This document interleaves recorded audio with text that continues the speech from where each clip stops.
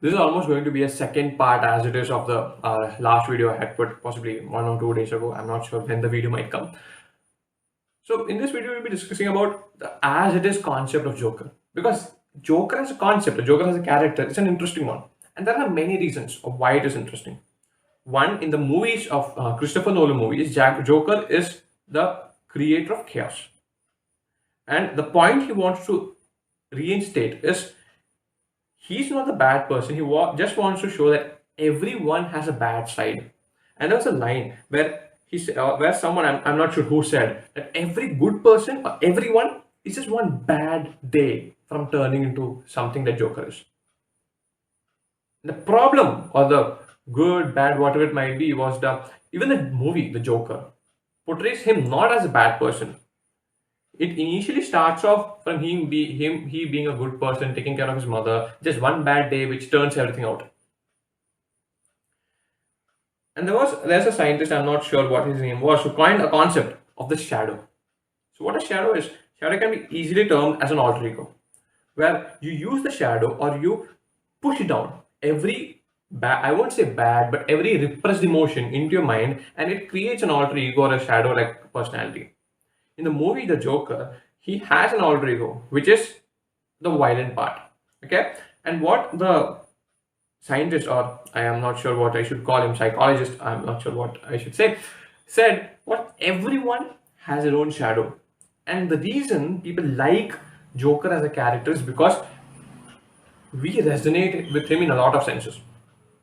In the movie The Dark Knight, Batman becomes good person after having a bad tragic loss of his parents. But Joker goes the other way around. Him having a bad day, he spirals down to a situation of not coming wants to, hurt people. He does not have any evil plan. His whole plan in the whole movie was to corrupt people.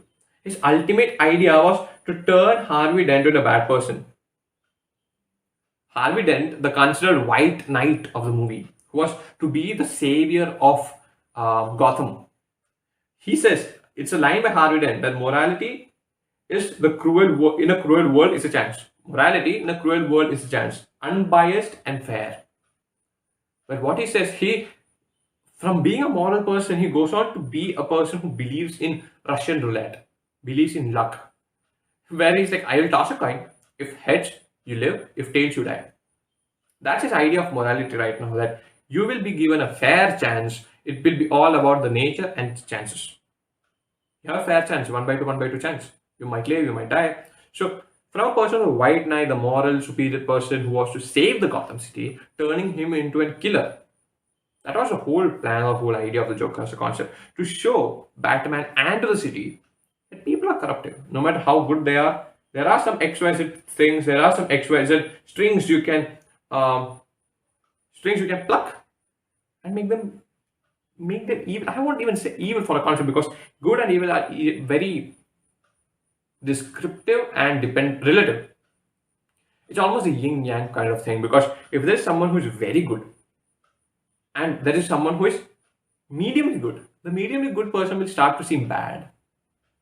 Let's take a situation. Okay, the reason robbing right now is considered bad is because every person does not rob. Okay, robbing is not very popular. Imagine everyone goes on killing people. Okay, where murdering becomes very common. At that particular time, robbing might not be considered that much evil as it is now, because there it's relative. Murdering is a much more evil task than robbing, and that's a situational problem with good and evil, right? In a lot of situations, it becomes relative. And there's one more line in the movie that madness is like gravity. All it takes is a push. In a way, what it means is every person is on the brink of spiraling down. And that's also what the movie as Joker as a movie portrayed. It was just one bad day, which changed the whole course of his life. There's also one line that if you gaze long enough into the abyss will gaze back to you. And let's come to one of the main topics of this video. And that's, why do you think people follow dictators or leaders and everyone blames outward things, right? The reason people follow XYZ person is because of XYZ reasons. But the thing is, imagine this. Nazi Germany. Why did everyone follow, or a lot of people as such, follow Hitler? Was it because the reason I learned in my history books was, he was a good orator, he could manipulate people, brainwash people, but brainwashing to a limit. There's a limit for brainwashing. You cannot totally brainwash someone. And that's where the concept of shadow that we discussed in the last video comes up. Because if you have a small affinity towards something wrong and someone pushes it, you will follow it. If there is X thing or X people that you don't like, and someone comes up and infuriates you, or how we say ki, uh, आग में घी डालना, that particular situation, when someone does that, you will easily be agitated because that's a particular situation. You already wanted that to happen. Someone just promoted it, and that's one of the biggest, or one of the most efficient ways dictators and leaders can use. Because if you already want it, they just have to give you a push, and you will do it. At the end of the day, that's also a concept that, Joker as a person is a sadist. He might not actually exist in real life.